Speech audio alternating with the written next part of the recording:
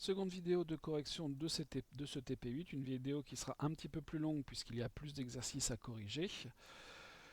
Troisième exercice, où on nous demande de reprendre les deux précédents exercices et de réécrire ce que l'on a écrit sous forme de script sous la forme de fonction. Voilà le troisième exercice. Première fonction que je dois écrire, c'est une fonction qui prend en entrée une valeur n et qui renvoie n multiplié par e multiplié par pi. Donc la syntaxe des fonctions, function, je dois mettre la valeur qui sera renvoyée, donc par exemple je vais l'appeler r comme retour. Le nom de la fonction, donc là c'est à moi de lui trouver un nom, je vais l'appeler par exemple produit, soyons simples. Ma valeur d'entrée c'est n, et ensuite j'écris tout simplement la valeur de sortie.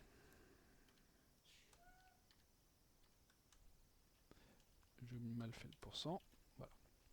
Donc voilà, on écrit simplement la même chose que ce qu'on avait dans l'exercice 1, mais en utilisant une fonction. Je vais tout de suite passer à la deuxième partie de cet exercice 3, donc une autre fonction. Je vais toujours appeler R le résultat. Cette fois, c'est une composée, on va dire, qui prend en paramètre une valeur x et qui doit renvoyer ln, donc qui s'écrit toujours log, toujours ABS pour la valeur absolue de x. Voilà mon deuxième exercice réécrit sous forme de fonction. Je peux tester ça. Ah, là, comme vous le remarquez, il ne s'est rien affiché. C'est normal, j'ai bien écrit mes fonctions, mais je ne les ai pas appelées. Maintenant, je vais les appeler. Donc sur l'écran se retrouvent encore les deux valeurs de test du script précédent. Donc produit, c'est ce qui correspondait au premier exercice. Donc je vais mettre 5 exactement pareil. Et vous voyez que la valeur qui s'affiche est la même. Maintenant, je vais appeler ma deuxième fonction donc, qui s'appelle composer. J'avais testé précédemment le script avec -5, donc je fais le même test, et je trouve le même résultat. Voilà. L'intérêt d'écrire les choses sous forme de fonction plutôt que sous forme input et disp, il est multiple. Le premier intérêt, bien sûr, c'est que si j'ai besoin de faire un autre essai, donc avec une autre valeur de n par exemple pour le premier calcul, je n'ai pas besoin de relancer le script, il me suffit simplement de taper la fonction avec la nouvelle valeur. Ça c'est un premier intérêt, un intérêt pratique on va dire, qui évite de refaire plusieurs fois la même chose.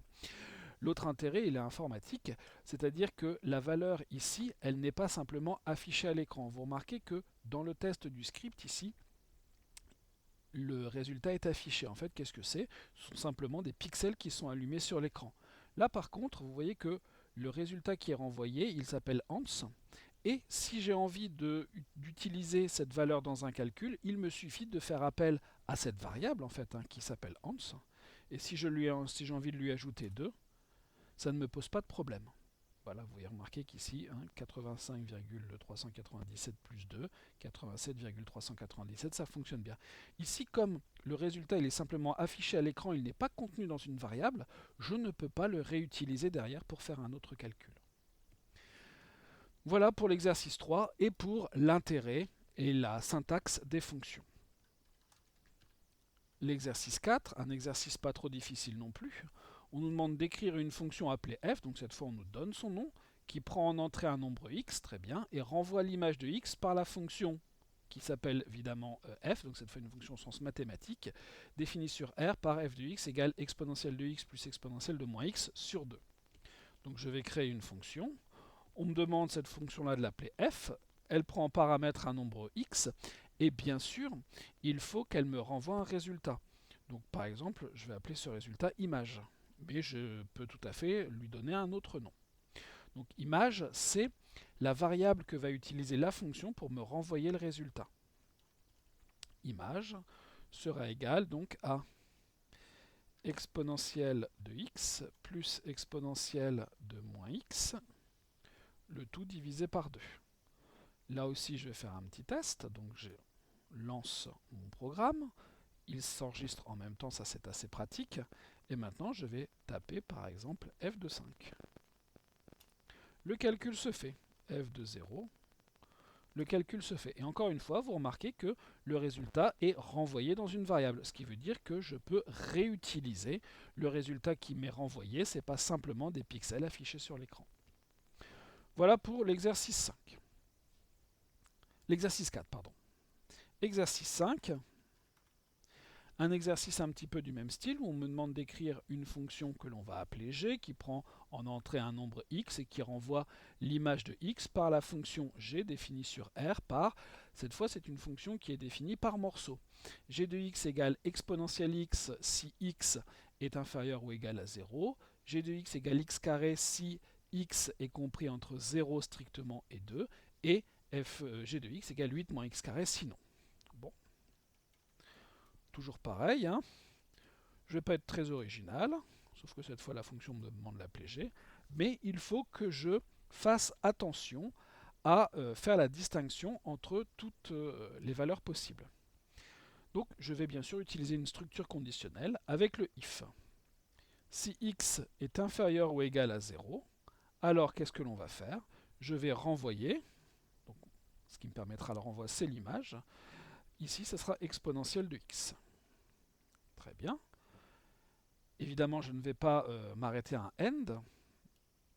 Ici, il me faudrait plutôt un else if. Sinon, si. Si x est inférieur ou égal à 0, j'ai déjà réglé le cas. Donc, je pourrais faire deux possibilités. Donc, on va faire les deux. Donc, si x est strictement positif et que x est inférieur ou égal à 2. Sauf que ici, si on réfléchit bien, comme si jamais x est inférieur ou égal à 0, on s'est arrêté ici, le else if n'est pas traité. Donc cette partie-là, on peut s'en passer. On peut la laisser, ça marchera très bien, mais ça fait deux conditions à évaluer au lieu d'une. On peut ne mettre que celle-ci. Dans ce cas-là, qu'est-ce qui va se passer? Eh bien l'image, ça sera x au carré. Et puis dernière possibilité, donc else, voilà, ça se remet en place. Dans le dernier cas, l'image, ça doit être 8 moins x à la puissance 2, ça suffira. Voilà comment définir une fonction par morceau. Un petit test, on va vérifier si syntaxiquement ça colle. Ça a l'air de fonctionner. Je vais essayer g2-5. Donc là, évidemment, comme moins 5 est négatif, c'est une exponentielle qui est lancée. Je tente g de 0. X étant inférieur ou égal à 0, c'est bien exponentielle de 0, donc 1 qui est renvoyé. Maintenant, si j'essaye g de 1, je dois obtenir 1 puisque je dois être dans le deuxième cas, donc 1 au carré qui doit me faire 1, ça fonctionne aussi. Et puis je vais essayer, alors 2, ça me donne 4, ça fonctionne très bien. Et j'essaye par exemple 3. 3, je suis dans cette partie-là, donc je dois avoir 8 moins 3 au carré, 8 moins 9. Ici, c'est moins 1 qui doit être renvoyé. Ça a l'air de fonctionner. Voilà pour l'exercice 5. Continuons avec l'exercice 6. Dans l'exercice 6, on nous donne deux fonctions. La première qui s'appelle fct et qui est un petit peu particulière puisqu'elle fait référence à elle-même. Donc je vais faire un petit copier-coller de cette fonction en espérant que ça fonctionne. Très bien. Donc il faut juste remettre en forme le copier-coller.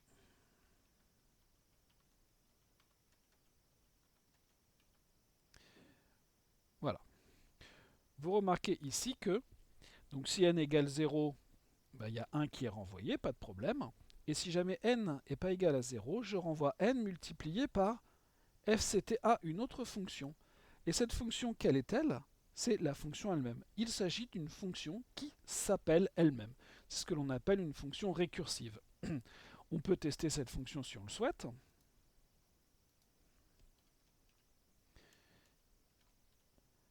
Je vais la remplacer, je vais renvoyer par 0. Ça me donne 1, ok. Pour 1, ça me donne 1. Pour 2, ça me donne 2. Ah, est-ce que ça serait l'identité? Maintenant, à partir de 3, ça me donne 6.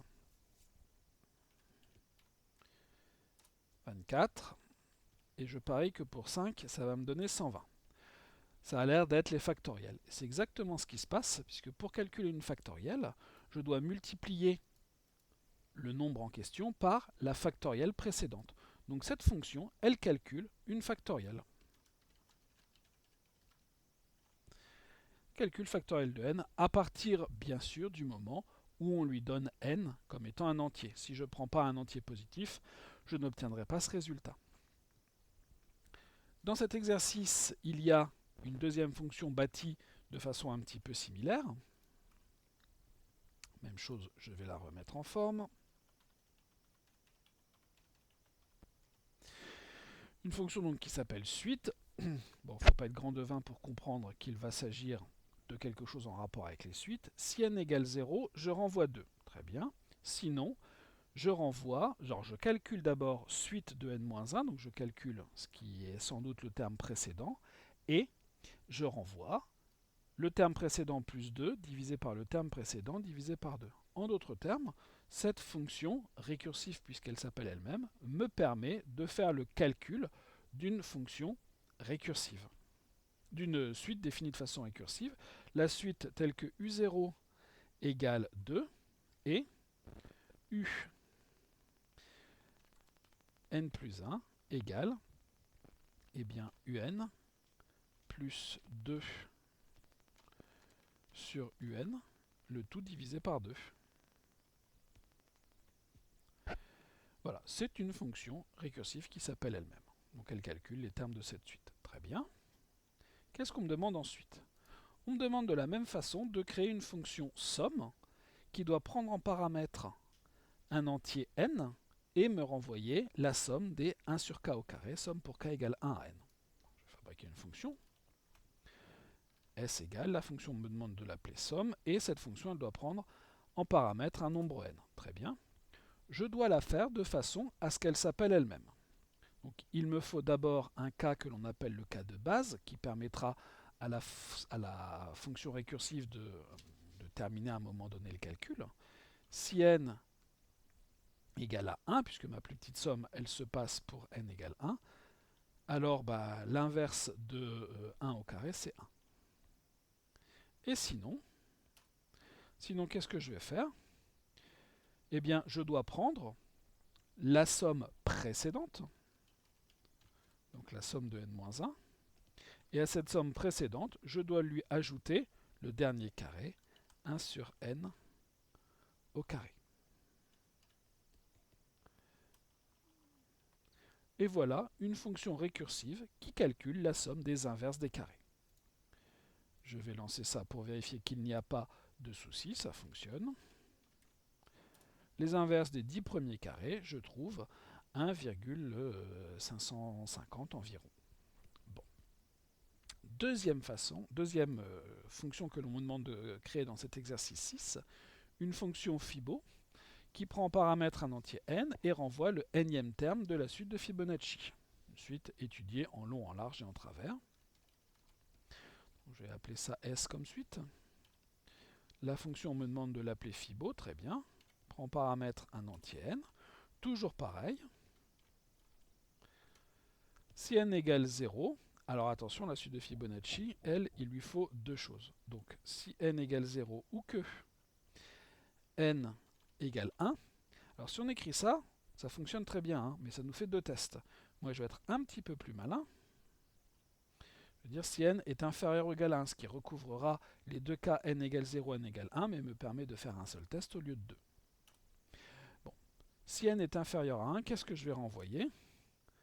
Eh bien, on peut considérer que la suite de Fibonacci, elle est telle que u0 égale u1 égale 1. Très bien. Et sinon, eh bien, il faut que j'additionne les deux précédents termes. Donc, il faut que je prenne Fibo de n-1 et que je lui ajoute Fibo de n-2. Cette formulation récursive de la suite de Fibonacci, elle se fait très très bien. Quand on veut la faire de façon itérative, c'est-à-dire avec des boucles, c'est plus difficile à écrire. C'est souvent le cas.